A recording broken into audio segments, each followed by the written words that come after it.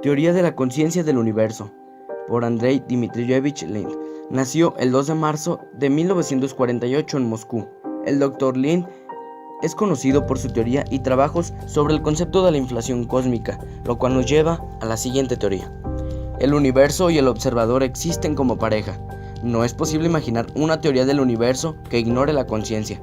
Consecuentemente, el universo no es más que conciencia y en su aparición no es más que evolución de conciencia de principio a fin. Se ha sugerido que la conciencia podría ser entonces un fenómeno universal difundido por todo el universo.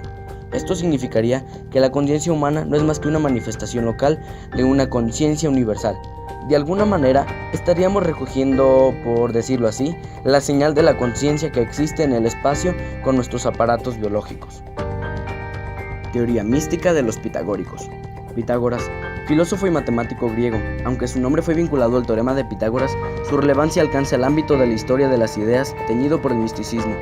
Inauguró una serie de temas y motivos que dejarían importancia para la tradición occidental. Volviendo a la teoría, para los pitagóricos todo era una encarnación del número, fueron al cultivo de las matemáticas y creían que los principios de las matemáticas eran también el principio de todas las cosas. Para ellos, los números más relevantes eran el número 1, que era el símbolo de la razón, unidad o el derecho. El número 5 era el símbolo del matrimonio, del triángulo divino o estrella de 5 puntas, además de estar en el centro de los primeros 9 números. El número 10 representa el símbolo de Dios y del universo. Lo representaban mediante 10 puntos bajo la forma de un triángulo equilátero. Filosofar es aprender a morir. Michael Eichen, señor de Montaigne. Fue un escritor francés de la obra fundamental Los Ensayos. Nacido en el seno de una familia de comerciantes, fue educado en latín siguiendo el método pedagógico de su padre. Uno de los ensayos más importantes de Montaigne se titula De cómo filosofar es aprender a morir, el cual hablaremos a continuación. Montaigne está de acuerdo en la idea de que el fin de la vida es una forma determinada de placer y el placer buscado no debe verse afectado por la muerte. También piensa que para la mayoría de las personas la muerte representa un motivo de tormento y sin embargo el problema de esta evasión es sustraerse de lo real y verdadero. No hay nada más cercano y cierto que la misma muerte. De igual manera, solo es abrir los ojos para comprobar que todos mueren. En el fondo, prueba que le seguimos temiendo a la nada. Teoría de la mente extendida. David Chalmers. Nació el 20 de abril de 1966 en Sydney, Australia. Es un filósofo analítico australiano especializado en filosofía de la mente y filosofía del lenguaje. Es reconocido por ser el autor del problema difícil de la conciencia y pionero de la tesis cognición extendida. En estas situaciones, la teoría de la mente extendida propone que el cerebro, el cuerpo y el mundo se lleguen a coordinar de cierta manera que hacen que la mente se extienda hacia el mundo exterior. Chalmers sostiene que mientras algunos estados mentales y experiencias pueden definirse internamente, incluso existen muchos otros procesos que incluyen algunos componentes localizados fuera del cráneo. Estos elementos externos que forman parte del ambiente social y material son literalmente parte de los sistemas cognitivos responsables de tales procesos. Los maestros de la sospecha. Paul Ricoeur, filósofo francés. Su filosofía es una fenomenología de la voluntad. En 1965, Paul une a Marx, Nietzsche y Freud como los maestros de la sospecha. ¿Qué tienen en común estos tres personajes? Casi nada y mucho. Los tres son autores y pensadores y nacieron y vivieron en el siglo XIX. Cada uno a su manera expresan la crisis de la filosofía de la modernidad. Sospechan de los valores que aceptan las sociedades europeas y sospechan de la libertad del hombre, que se ve limitado por el Estado, la religión, entre otros. Sospechan que el hecho de crear una filosofía sobre esta noción es una falacia, y que la misma noción de la conciencia es otra falacia, y al afirmar que el sujeto no se construye a sí mismo, sino que el resultado de contradicciones históricas, sociales, morales y psíquicas. Teoría de Lao Tse.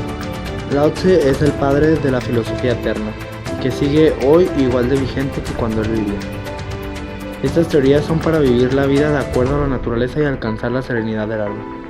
El Tao traducido como el camino o la vía, la ley eterna que lo adjunta todo, lo vivo y lo muerto y lo inerte, lo real y lo místico, el yin y el yang que representan la dualidad y el cambio. Teoría del solipsismo. Esta es una forma de pensamiento o corriente filosófica cuyo precepto principal consiste en que la única que tiene el hombre es la existencia de su propia mente. Es decir, que todo lo que lo rodea se encuentra sujeto a dudas.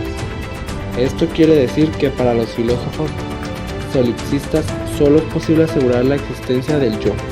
En términos más simples, se puede decir que el yo puede percibir no es sino un desprendimiento de sí mismo.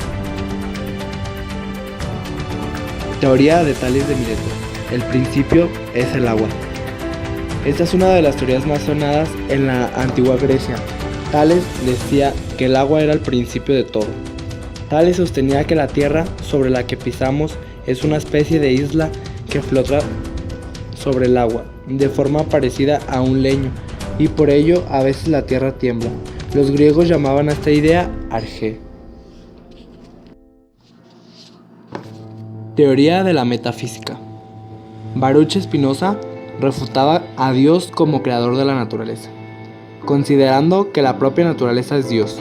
Al llamar a la naturaleza Dios, Spinoza quiso significar que la naturaleza es la causa de sí misma, o sea, que ésta se creó a sí misma. Spinoza concebía el movimiento como un desplazamiento mecánico del cuerpo en el espacio y no lo consideraba como un atributo de la sustancia. De ello resultó que solamente los objetos individuales cambian, pero la naturaleza en su conjunto permanece inmutable. Teoría del multiverso, una de las teorías más controversiales desde hace años y sigue siéndolo en la época actual. Esta teoría dice que no existe un único universo. La teoría se fundamenta en varios aspectos, que son infinitos universos. Esto quiere decir que más allá de lo que conocemos, existen más cosas iguales, de manera que podríamos llegar a encontrar a más personas iguales a nosotros mismos. Universos burbuja. Se cree que hay más universos que pueden nacer de la inflación eterna, lo cual nos dice que al inicio del universo creció tanto hasta tomar la forma de un globo. Esto sugiere que algunas bolsas en el espacio no crecieron más, pero que otras sí lo hicieron, creando universos burbuja aislados. Los universos paralelos. Dice que los universos burbuja podrían existir en el lugar en que la inflación eterna termina. Universos hijos. Esta dice que un universo podría tener más copias en los que las cosas ocurren de forma diferente con su propia realidad. Uno de los más importantes colaboradores para esta teoría fue Stephen Hawking.